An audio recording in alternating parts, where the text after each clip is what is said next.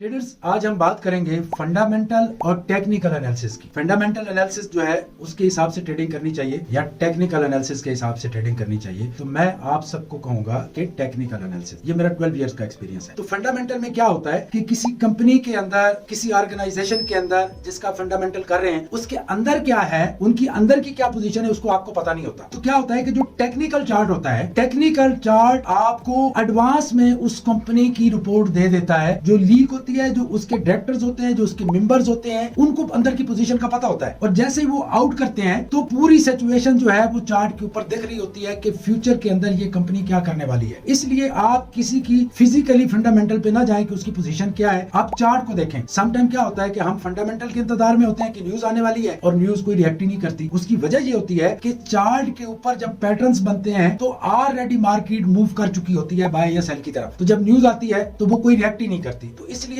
Fundamental की बजाय आप कोशिश करें टेक्निकल स्टडी करने की।